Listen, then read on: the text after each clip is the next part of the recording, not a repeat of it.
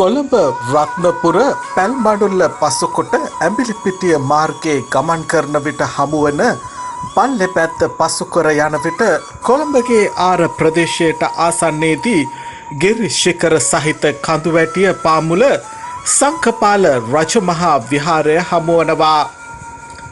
කොළඹ සිට සමස්ත දුර ප්‍රමාණය කිලෝමීටර් 140ක් පමණ වනවා. භූගෝලීය ලක්ෂණවලට අනුව අතරමැදි කලාපයට අයත් මුහුදු මට්ටමේ සිට අටි 8000ක් පමණ උසින් යුත් සංකපාල කඳුවැටිය වියලි දේශගුණයට ආවේනික තුරුලතා වලින් සමන්විතයි. රත්නපුර දිස්ත්‍රික්කයේ ඇඹිලිපිටිය ප්‍රාදේශීය ලේකම් බල ප්‍රදේශයට හා සංකපාල ග්‍රාම සේවක වසමට අයත් සංකපාල විහාරය ගිරි ශිඛර මත පිහිටි ස්වභාවික ලෙන් හා පසුව ඉදිකළ විහාර ආරාම ගොඩනැගිලි වලින් සමන්විත මනස්කාන්ත ඓතිහාසික පුදබිමකි.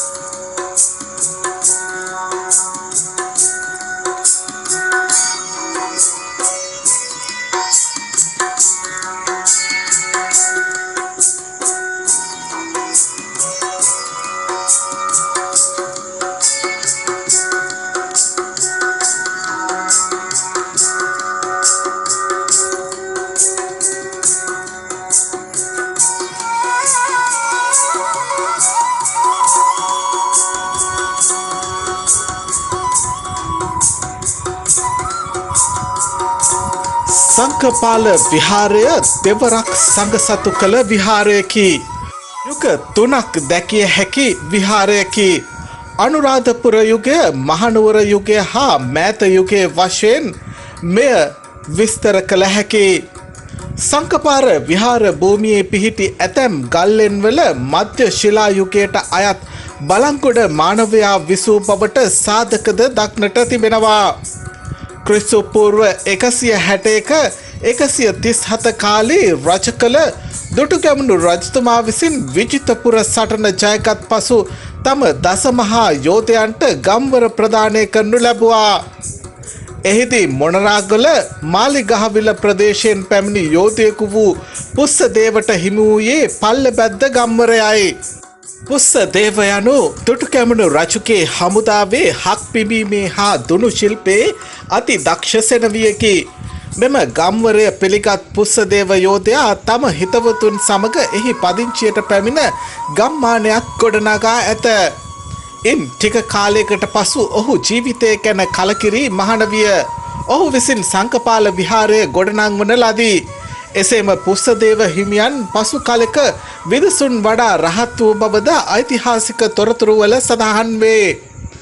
එලාර දුටුගැමුණු යුද්ධයේදී පුස්සදේව යෝධයා විසින් එය ජයගොස් නගන ලදයි කියන දක්ෂිණාවත හක්ගෙඩිය මෙම ගලමුදුනේ නිදන් කර ඇතැයිද විශ්වාස කරනු ලබනවා. මීට අමතරව ඔහුගේ ජය සංකේතය වශයෙන් පැවති හක්ගෙඩියේ ලාංඡනය වත්මන් ප්‍රධාන විහාරයේ පිහිටි ගල්ලෙනේ කොටා තිබෙනු දැක ගන්නට ලැබෙනවා. මෙම විහාරයට සංකපාල යන නම හක්ගෙඩිය සංඛ්‍ය ලැබුණේද ඒ අනුවයි. සංකපාල විහාර භූමිය තුල ඇති කටාරම් සහිත ගල්ලෙන් රාශියක් ඇති අතර ඒවා අරණ්‍යවාසී භික්ෂූන් වහන්සේ භාවනායෝගීව වැඩ සිටි ආවාස කුටි බව කියවෙනවා. සංකපාල කඳු පාමුල පිහිටි පැරණි ගල්ලෙන් කීපයකින් 3ක් මේ වන විට බුදුමදුරු වශයෙන් සකස් කර තිබෙනවා. පුස්සදේව රහතන් වහන්සේගේ භස්මාවශේෂ තැන්පත් කර ඉදිකලායයි සැලකෙන දාගැබක් විහාරයට කිලෝමීටර් 2ක් පමණ දුරින් එනම් ඇඹිලිපිටිය ප්‍රධාන මාර්ගයට ආසන්නව ගල් තලාවක ඉදිකර තිබෙන අයුරු දැක ගන්නට හැකි වෙනවා. මෙම ස්ථානය අද පුස්සදේව සොහොන නමින් හැඳින්වෙනවා. නිදන් හොරුන් නොඑක් අවස්ථාවල මෙම දාගැබ හාරා විනාශ කර තිබෙනවා. පොළොන්නරු යුගයේ සිට මහා පරකුම්බාහු ක්‍රිස්තු වර්ෂ 1153 1186 නිශංක මල්ල රජතුමා ක්‍රිස්තු වර්ෂ 1187 1196 යන රජවරුන්ගේ අවධිවලදී මෙම විහාරස්ථානය ප්‍රතිසංස්කරණය කළ බව කියවෙනවා. නමුත් කාලයාගේ ඇවෑමෙන් නොයෙකුත් ආපදා වියවුල් නිසා මෙම ලෙන් විහාරය වල් බිහි වුණා.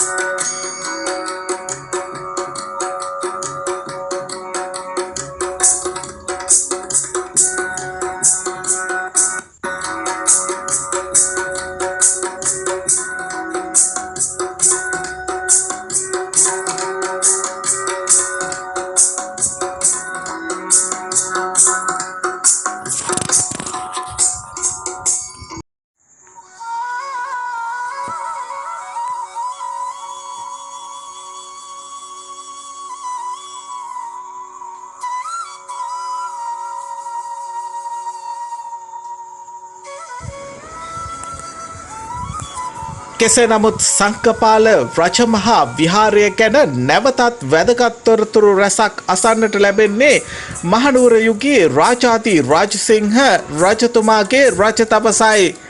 ඒ කරතොට හිමියන් ගැන වූ කතාවක්. උන්වහන්සේ ශ්‍රීපාදේ පදවියට පත්ව අවුරුදු 2ක් ඇවෑමෙන් රාජ උදහසට ලක් වී සිරාඩස්සියට පත් වුණා. අත්අඩංගුවට පත් හිමියන් කඩුගන්නාව ප්‍රදේශයේ අප්‍රසිද්ධ ස්ථානයක සිර කර තිබූ අතර උන්වහන්සේට රැවුල සහ කොණ්ඩේ බූගෑමද රජතුමා තහනම් කර තිබුණා. නමුත් මේ අවස්ථාවේදී උන්වහන්සේට රහසින් උදව් උපකාර කිරීමට ඉදිරිපත් වී ඇත්තේ අන්තරගම රාජකුරු බණ්ඩාර නැමැති උන්වහන්සේගේ ගිහි ගුරුවරයෙක්. එතුමාගේ උපදෙස් පරිදි උන්වහන්සේ බුදුගුණ සඳහන් බාරස කාව්‍ය හෙවත් බරනම කමසක නම් ඉතාමත් දුෂ්කර කාව්‍ය කොටසක් නිර්මාණය කර රජතුමා අතට පත් කළා. ඔවුන් කිසිවෙකුටත් එය කියවා පැහැදිලි කර ගැනීමට නොහැකි වුණා. පසුව සිරකර සිටි කරතොට හිමියන් රාජ සභාවට ගෙන්වූ රජතුමා එම දුෂ්කර කාව්‍ය කියවා පැහැදිලි කර දෙන ලෙස ඉල්ලා සිටියා. හිමියෝ එම කවි කියවා ඒවායේ තේරුම රජතුමාට පැහැදිලි කර දුන්නා. හිමියන්ගේ නිර්මාණ ශක්තියට සහ පාණ්ඩිත්වයට පැහැදුණු රජතුමා කරතොට නාහිමියන් සිර නිදහස් කර තුඩපතක් සහ සන්නස්පත්‍රයක් මගින් පල්ලෙබැද්ද ගම්වරය සහ ශ්‍රී සංකපාල රජමහා විහාරය උන්වහන්සේට පූජා කරනු ලැබුවා. රජතුමා මෙම පරිත්‍යාගය කර ඇත්තේ ක්‍රිස්තු වර්ෂ 1786 වසරේදී. ඒ අනුව දුටු කැමුණු මහරජතුමා පුස්සදේව යෝධයාට පළමු වරට පරිත්‍යාග කළ පල්ලෙපත්ත ගම්වරය දෙවනි වරට ශ්‍රී රාජාදී රාජසිංහ රජතුමා කරතොට කීර්ති ශ්‍රී ධර්මාරාම හිමියන්ට පූජා කර තිබෙනවා. පසුව මෙම හිමියන් සහ රජු අතර ඊටම කුළුපග මිතුරු බවක් ඇති වී තිබෙනවා. නමුත් මේ බව නොරැසූ පිරිසක් හිමියන් ලන්දේසීන්ට උදව් කරන බවට රජතුමාට මුසාබස් කියා තිබෙනවා. මෙයින් කෝප වූ රජතුමා නැවත හිමියන් අත්අඩංගුවට ගන්නා ලෙසට දොඩම්වල නිලමේට නියෝග කරනු ලැබුවා. දොඩම්වල නිලමේකින් මේ ආරංචිය ලද කරතොට හිමියෝ පල්ලෙබැද්ද සන්නසත් කුඩපතත් වටාපතත් රැගෙන මාතර වෙහෙරගම්පිටිය විහාරයට පලා ගියා. වෙහෙරගම්පිටිය පුරාණ විහාරයේ වැඩ සිටි උන්වහන්සේ 1824 ජූලි 14 වන දින අපවත් වුණා. දක්ෂ කවියෙකු මෙන්ම ධර්ම කතිකයතු වූ උන්වහන්සේගෙන් විශාල ශිෂ්‍ය පිරිසක් බණ දහම සමග කාව්‍ය ශාස්ත්‍රයද ඉගෙනුම ලැබුවා. ඔවුන් අතරින් ගජමන්නෝනා ඇලපාත නිලමේ හෙවත් ඇලපාත ධම්මාරාම පාත්තානියාමේ ලේකම් බරණ ගණිතයා අදත් චිරප්‍රසිද්ධ චරිතයි.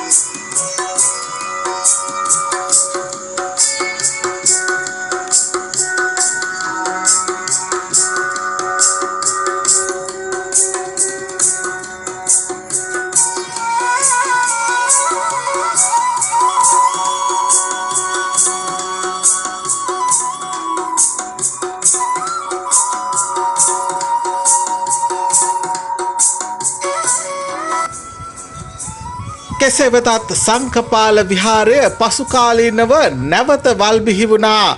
පසු කලක කතුරු පොකුණේ සුමන ජෝති හිමියන්ගෙන් පසුව මහගම සුමනතිස්ස හිමියෝ මෙහි භාරකාරීත්වයට පත් වුණා. 1959 දක්වා භාරකාරීත්වයේ සුළු අත්තුඩුවාවේ ගුණරත්න හිමියන්ගේ යුගයේදී විහාරස්ථානයේ විශාල දියුණුවක් ඇති වුණා. වෙහෙල්ල සංඝ පරම්පරාවට අයත් ශ්‍රී සංකපාල විහාරයේ වත්මන් යුගයේ ගැන සලකන විට වත්මන් විහාරාධිපති ශාස්ත්‍රවේදී කොළඹගේ ආර ආනන්ද හිමියන් සහ වත්මන් විහාරාධිකාර කොතලාවල කෝසල හිමියෝද විහාරයේ දියුණුව සඳහා ඉමහත් කැපවීමක් කරනු ලබනවා.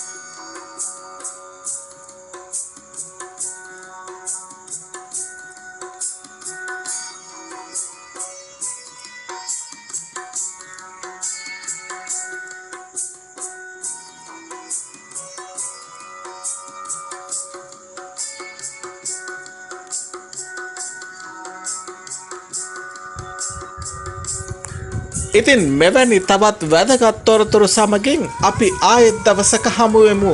එතකන් ඔබ සැමට ආයුබෝ වේවා. යාළුවනේ, ඔයාලා තවම අපේ channel එක subscribe කරලා නැද්ද? එහෙනම් subscribe button එක ඔබලා subscribe කරන්න. සීනුව සලකුණ ඔබලා දිනපතා අපගේ නව වීඩියෝ බලන්නත් ඔබට අවස්ථාව තියෙනවා.